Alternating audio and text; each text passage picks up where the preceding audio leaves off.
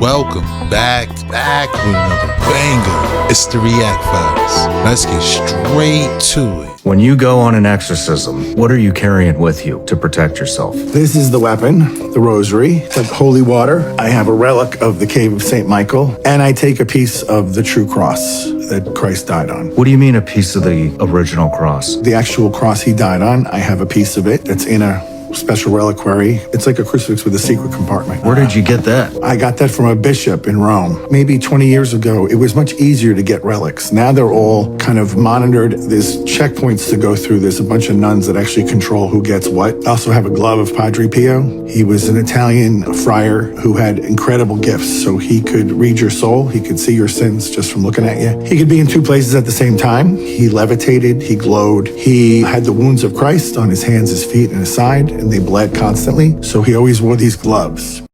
I found this book at the local antique shop yesterday, and it was written in 1926 by Major General Count Sheriff Spiridovich, The Secret World Government or the Hidden Hand, Unrevealed in History, 100 Historical Mysteries Explained. This man is explaining that there's a hidden hand, there's a secret government, and they are of the nature of the individuals who are taking over now.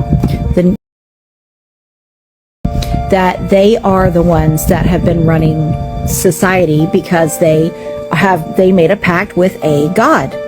He calls it Satan, but that's his position. But I want to read to you this very specific. I have to be careful about what. I really was trying to debate whether to put this on the internet at all because it could really get me in trouble. But this particular page, I just want you to see this particular part where he says right here, he's talking about proof of the existence of this invisible world government, this hidden hand. He says, the world is governed by very different personages from what is imagined by those who are not behind the scenes, i.e., not by kings and ministers. Disraeli said not others, but different, which means not the kings, ministers, or other similar men, but absolutely different, possibly even of a different race.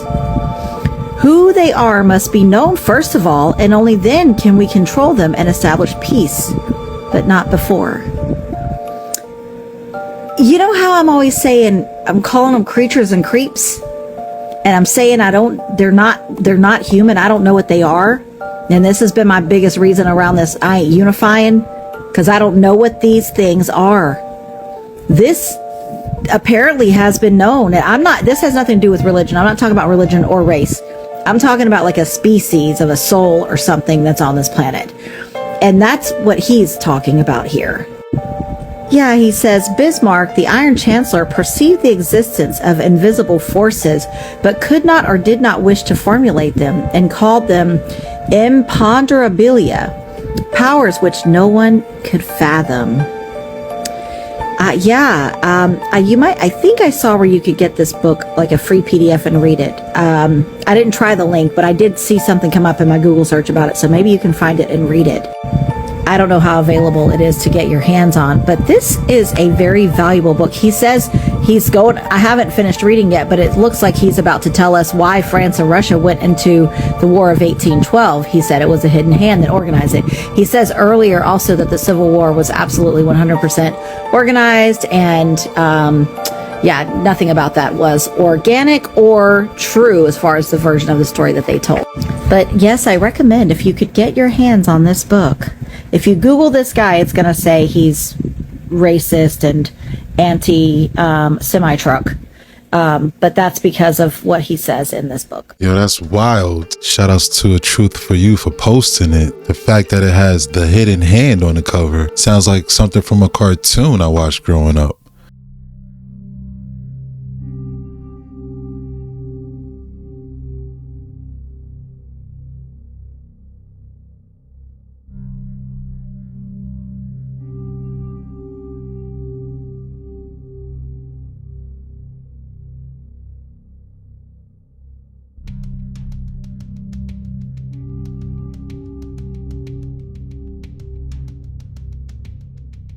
There's like a conspiracy with Bass Pro and how they've become this huge, massive conglomerate. And I genuinely like going to a Bass Pro, but I got super ticked off when I realized how much assistance the U.S. government has provided to Bass Pro and Cabela's. Starting in the early 2000s, they have been given approximately $2 billion. What? They say it creates jobs, but the fact is it doesn't add up. You get people who are visiting from out of town, but all the mom and pops have gone away. And so when you look at how it's actually playing out, go to Bass Pro, how many people are actually working the register? There's like 2. Yeah. How many work the register at a mom and pop? 2. Mom and pop. Yeah. You know what I mean? It's like, this is how they did it. When Bass Pro Shop started, it was a liquor store. And then the dude started selling tackle out of his dad's liquor store. And just one thing led to another. And he started this business. Awesome. Cool. Well, he began wanting this immersive, like, get to experience the outdoors. Well, it turns out they have gotten grants because they call themselves museums. Taxidermy and stuff. They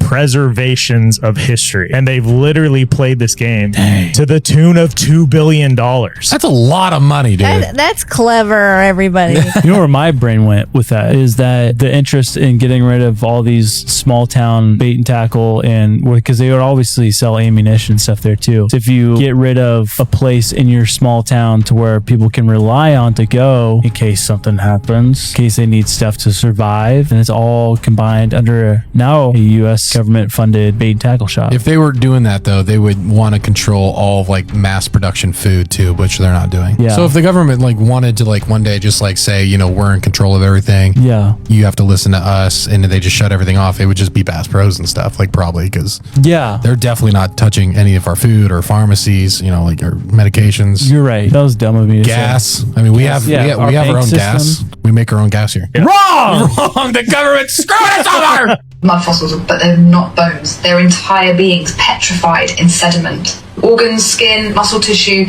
some with cellular structures still visible under microscope. Discovered in mountains, cliffsides, deserts, often dismissed by mainstream science. But look again. Massive limbs, toes, ribs, eyelids sealed shut in stone, caves shaped like skulls, hills with bone marrow core, mountains with vertebrae. These aren't natural formations, these are corpses, buried, hardened, encoded in rock. And they all point to one thing. Something enormous died suddenly and was flash entombed in mud. How does living tissue turn to stone? Answer. Any of you guys seen Dr. Stone? They all got petrified. Rapid mineral replacement. Usually takes eons, but under the right conditions. High frequency, sudden pressure, saturated iron-rich sediment, you get instant petrification. It's the same tech used to make artificial stone today, except this happened on a global scale during the mud flood. Fossils aren't dead, they're dormant, and the system doesn't want you near them. Mythology speaks of titans, beings of immense scale who walked before the age of man, because if we remember what we're standing on, we remember what they killed to make room for us. Flood wasn't just about Tartaria, it was about wiping the past completely. It was a mass extinction, not just of people, but of giants, gods, original beings, and organic tech. Everything too big, too ancient, too free, collapsed under the weight of a sound that shook the Earth's bones. Then they buried it, rewrote the map, taught us we evolved from monkeys and that the bones in the ground are prehistoric lizards. No, they were witnesses and they were silenced in stone. And when the resonance wave hit, the energy hit them too. It calcified their cells, turned blood to mineral, flesh to rock, that now we walk on their backs, build cities on their chests, mine stone from their skulls. The Earth's terrain is not just rock and dirt, it's biological ruin. Shout out to Roger at Mud Fossil. Some hills bleed iron when cracked like oxidized blood. Some stones release smells, decay, rot, ammonia when split. That's not geology, that's decomposition. But we're taught to call it natural, to pave over it, to never ask what mountain that used to be. But some of them, they're still here. You can feel them when you touch the rock, and they remember. After the mud flood, the world was empty, cities with no people, buildings with no owners. Infrastructure intact, but lifeless. Then came the orphans, thousands of them, shipped across continents on trains, alone, silent, reassigned. But who were they? Where did they come from? No parents, no records, no past, just children seeded into the ruins. And here's the horror. These weren't just orphans, they were replacements. The new population, the post-reset blank slates, told nothing, taught obedience, given names, jobs, uniforms, programmed to forget. Once the city... Shout outs to Jet Ski Chuck. Make sure y'all go check his channel, Deep Waters 9, covering that Roger Spur. I agree, this is a mind opener for real. Some of these I haven't seen myself, so this was very intriguing. Shout outs to Begin to Ends. What is the invention that you created? So I have invented the world's first solar continuous microwave pyrolysis reactor. And what does that mean? I am able to put plastic inside of a chamber that I can continuously feed all day long, all night long, and process plastic waste and turn it into gasoline, diesel, jet fuel, natural gas, and solid carbon. Wow, that's amazing. All off of sunlight. All off of sunlight. Yep. So you can turn plastic into gas, and we can use this for our cars. Of course. We've used it in all types of cars already, as I've demonstrated it to be superior to pump fuel. And I saw where you did a post where you were scared for your life because of this technology you created and you felt like you were being watched. Yeah, so I've had Black Hawk helicopters didn't show up on flight radar, circle my property a few times at night, had that on video. Who do you think these Black Hawk helicopters were? Well, given that it did not show up on Flight Radar 24, which almost every aircraft in the world does, including military jets, it had to be more than likely a 3-letter government agency, CIA, FBI. It could have possibly been the state troopers, but that's unlikely because of where my location is. Like I said, I know I'm not going to live long. If I need to give my life to get this technology out there to make the change, and I'm willing to do it, if that means I'm not going to live long, then that's okay. So would you be willing to give your life for this cause? Of course. Yeah, I've already blown myself up.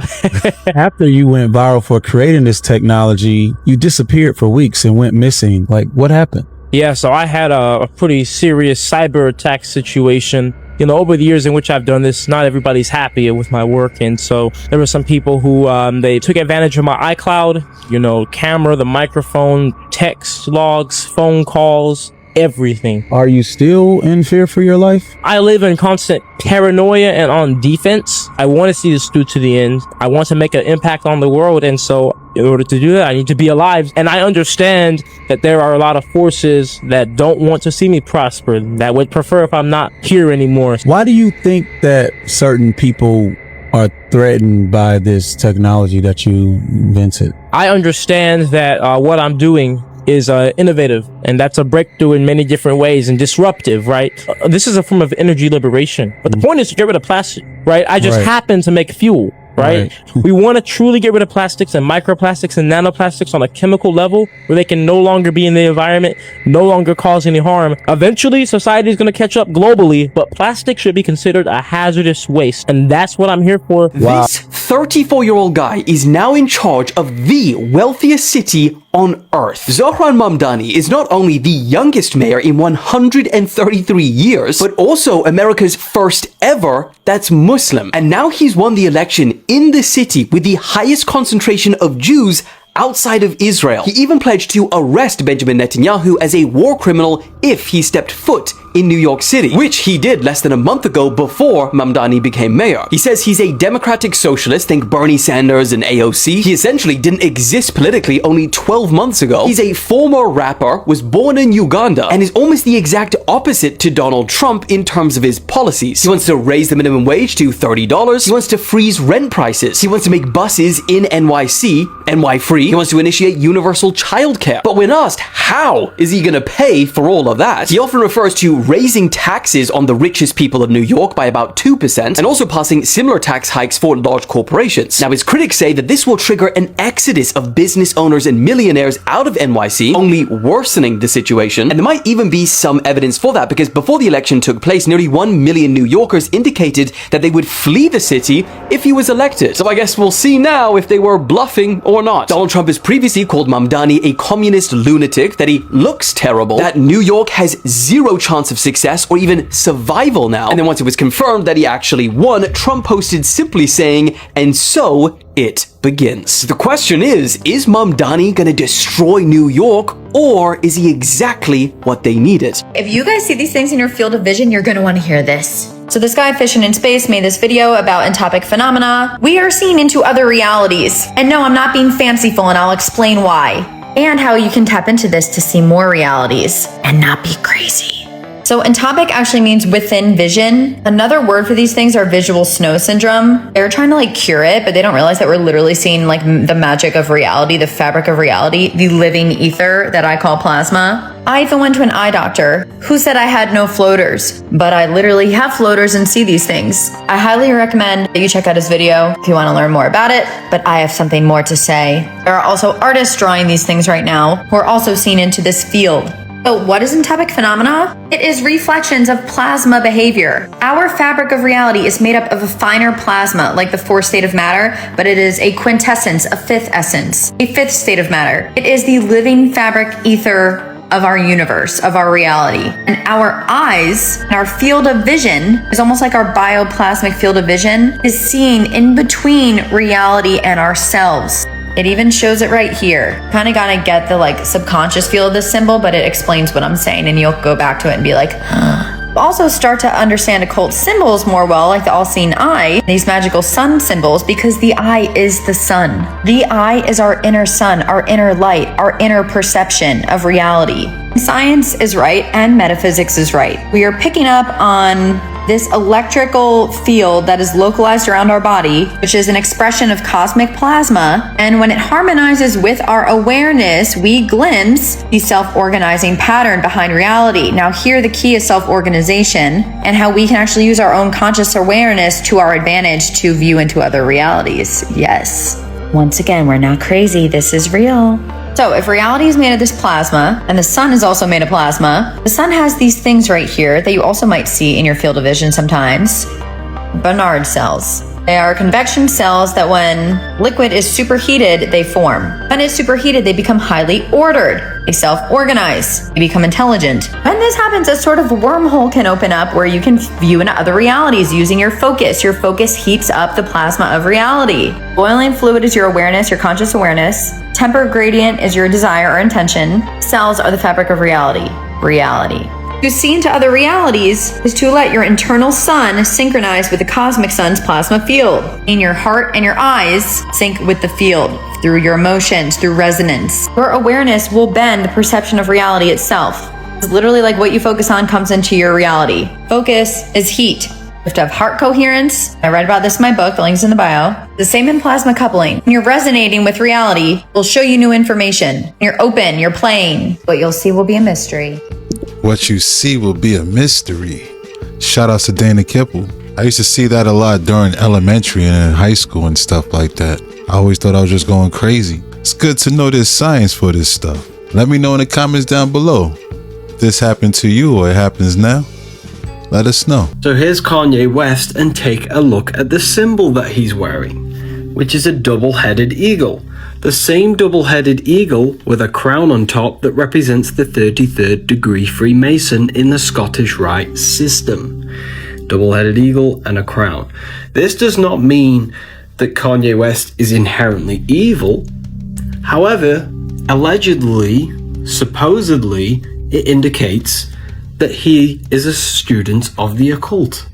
He studies the hidden aspects of human consciousness. This is what the esoteric and occult is all about. Studying consciousness. Whether he uses that knowledge for good or for bad, that's for you to decide. But symbolism never lies. I have no idea.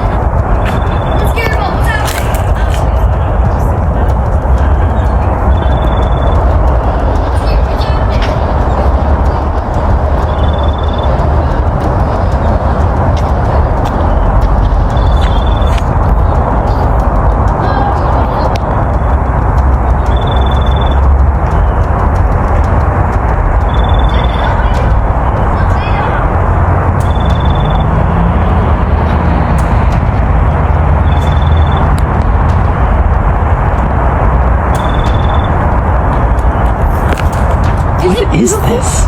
Is it just like a little cloud that's reflecting the light of the moon? Are we supposed to be scared or are we supposed to be excited? I have no idea what that is. All I know is that the center keeps getting a little brighter. What if it's a shooting star? Maybe. That is not a shooting star. Maybe it's a mini galaxy. Is that a black hole? It's not a black hole. It looks like one thing in the middle. Right now it looks like it's... And then there's twirling. Is that plane? It's likely... It's getting brighter. Scientific explanation. Is it a meteor? Is it a meteor? I don't know. Should we go inside? Yeah. Are you scared? No. What are you right now? confused. Confused. Can you be a little bit cold? What the heck Tired. is that? Eighth Ocean, you're saying they're keeping this closed off from the public for what reason? Listen, there were things down there we just weren't prepared to encounter. Look, we were sent down into a canal which sonars couldn't detect a bottom on, right? It takes us hours to get through it, and when we finally did, we emerged into what felt like a pocket ocean. Words couldn't explain the anatomy of the creatures we were seeing outside the window, right? But we truly realized the alien nature of this place when this elongated, almost translucent-like figure, right? No joke, literally swims through the wall of the submarine. Don't ask me how, but we're just staring at it, right? As it completely passes through and just goes out the other side, right? I mean, these things weren't even abiding by our known laws of physics. I mean, I remember saying with the crew, like, if outer space was a place on Earth, this was it, you know? And that's a wrap. Hope you enjoyed the deep dive. If you enjoyed this video, please consider to give it a like, subscribe to the channel. Don't forget to hit that notification bell. Shout outs to all the reactors. Thanks again. Till next time.